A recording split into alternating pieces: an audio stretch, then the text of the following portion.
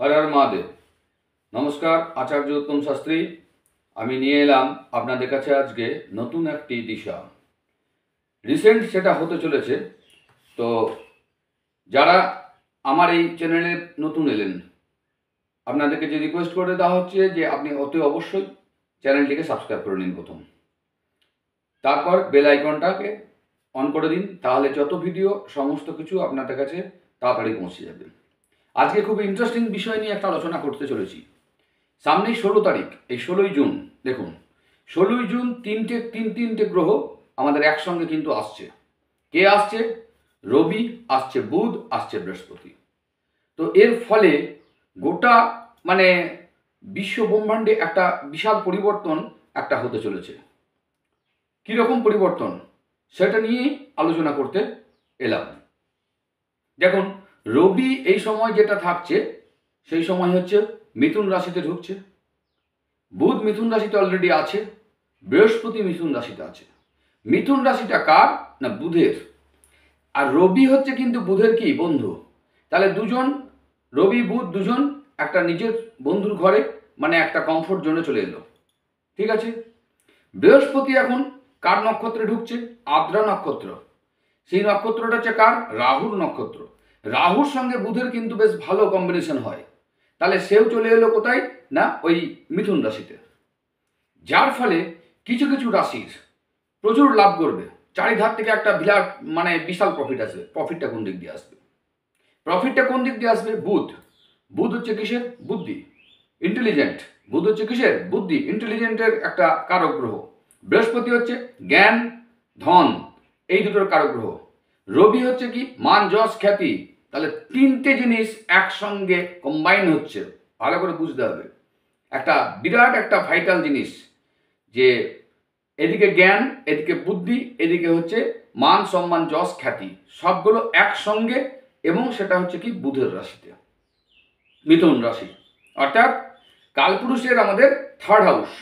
কালপুরুষের third house মানে কি? পরাক্রমের ঘর। অলরেডি সকলের পরাক্রম বেড়ে যাবে, সাহস অটোমেটিক বেড়ে যাবে। তিনটে গ্রহ সেখানে ঢুকছে। তার মধ্যে দুটো গ্রহের আবার নক্ষত্র হচ্ছে কে? রাহু আছে, আদ্রা। কার কার? একটা হচ্ছে কে? বুধের, আর একটা হচ্ছে বৃহস্পতির। আবার রবির যে নক্ষত্র সে আছে কে? মৃগশিরা, সেও মঙ্গল। মঙ্গল মানে হচ্ছে সেনাপতি। সেনাপতি মানে তো সাহস থাকবে। তাহলে তিনটে যে জিনিস কম্বাইন হলো, তার মধ্যে মেন জিনিসটা হচ্ছে কারেজ, সাহস। এর ফল, সুদূর প্রসারী ফল একটা পড়বে ইন্ডিয়ার ওপর। ভারতের কিসের ওপর পড়বে? না, দেখুন, বুধ হচ্ছে কি? বিত্ত, অর্থাৎ ইকোনমিকের উপর একটা ভালো প্রভাব পড়তে চলেছে। প্রথম দিকে একটু টাফ সিচুয়েশন হবে, কিন্তু তারপরে কিন্তু একটা ব্লাস্ট করবে একটা। ঠিক আছে, এটা একটা ভালো প্রভাব। কোন কোন সেক্টরে প্রভাবটা পড়বে?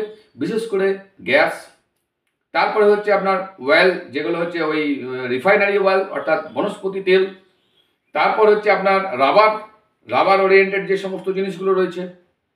তাছাড়া তো আপনার মিডিয়া সেক্টর রয়েছে। মিডিয়া সেক্টরে তো একটা সাংবাদিকতার উপর একটা ভালো প্রভাব পড়ছে। কেন? বুধ হচ্ছে বাক শক্তি, তারা সাংবাদিকদের উপর একটা ভালো প্রভাব পড়তে চলেছে। টিচার লাইন, যারা টিচারে আছে তাদের একটা ওপর ভালো প্রভাব, অর্থাৎ সব কিন্তু টাকা পয়সার ওপর, ইকোনমিক্যালি তাদের কিন্তু গ্রোথ একটা হতে চলেছে। ঠিক আছে।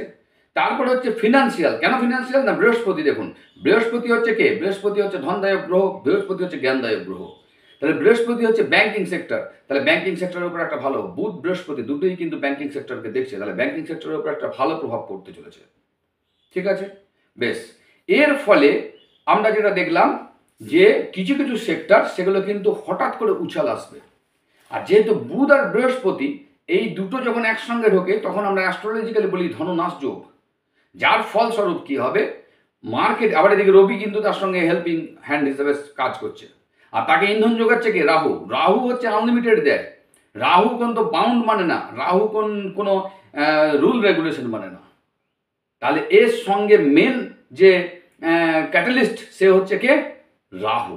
তাহলে রাহু যেহেতু এখানে ঢুকে গেল, তার মানে এটাকে শেয়ার বাজারে উপর নিচ, বিরাট উপর নিচ হওয়ার একটা সম্ভাবনা তৈরি হয়ে গেছে। কাজেই যারা শেয়ার বাজারে কাজ করছেন অতি অবশ্যই সাবধানতা অবলম্বন করবেন, তা নাহলে কিন্তু বিগ লস বিগ প্রফিট দুটোই হতে পারে। সেই জন্য একটু সাবধানতা অবলম্বন করে কাজযোগ করবেন। যারা যারা এক্সপার্ট রয়েছেন শেয়ার মার্কেটে তাদের সঙ্গে কথা বলবেন। সেবি রেজিস্টার অ্যানালাইজার যারা আছে তাদের সঙ্গে আলোচনা করুন। তারপরে নাহলে বিগ অ্যামাউন্ট কোনো রকম এখন এই মুহূর্তে আপনারা ইনভেস্ট করার চেষ্টা করবেন না, বিরাট লস হতে পারে। তো এর ফলস্বরূপ কিছু কিছু রাশি লগ্নের খুব ভালো লাভ হতে চলেছে, বুঝতে পারছেন? তো সেই রাশিগুলো কে কে সেগুলো আগে জেনে নিচ্ছি। প্রথম হচ্ছে অ্যারিস মানে হচ্ছে মেষ, সেকেন্ডলি হচ্ছে লিও অর্থাৎ সিংহ, থার্ড হচ্ছে ভির্গো অর্থাৎ কন্যা, আর ফোর্থ হচ্ছে অ্যাকুয়ারিয়াস অর্থাৎ কুম্ভ। এই চারটি আমার হিসাব অনুযায়ী এই চারটি রাশি বা লগ্নের যারা জাতক বা জাতিকা রয়েছেন তাদের ক্ষেত্রে মানে এক্সেলেন্ট নিউজ আসতে চলেছে। চারিধার থেকে একটা বিরাট একটা আনন্দের খবর আসবে, মানে সব দিক দিয়ে একটা আপনাদের মন প্রফুল্ল হয়ে যাবে, এমন কিছু হতে চলেছে। কিন্তু নেগেটিভ সাইডটা হবে কার, সেটা আমি লাস্টের দিকে আসছি। তো এই যে মেষ রাশি যেটা বললাম, মেষ রাশির কোন কোন ফ্যাক্টরে কি কি হতে চলেছে, কেন হতে চলেছে, সেই নিয়ে একটু বিস্তারিত আলোচনা করতে আসছি, ঠিক আছে? তাহলে মেষ রাশির সম্বন্ধে দেখুন মেষ রাশির 5th হাউসের লর্ডকে সান, সেই 5th হাউসের লর্ড যাচ্ছে কোথায়, 3rd হাউস, ঠিক আছে? কোথায় যাচ্ছে, মিথুন রাশিতে। তাহলে মেষের 5th লর্ড চলে গেল 3rd-এ, যার ফলে কি হলো, 3rd ঘরটা অ্যাক্টিভ হয়ে গেল। 3rd ঘরটা কিসের, কারেজ, সাহস, পরাক্রম, দাদা বড়দা, ঠিক আছে? তারপর মিডিয়া সেক্টর, যারা ইন্টারনেটে কাজ করছেন, যারা হচ্ছে অনলাইনে কাজ করছেন, ইউটিউবে কাজ করছেন, ফেসবুকে কাজ করছেন, তাদের ক্ষেত্রে বিরাট একটা সুযোগ চলে এলো।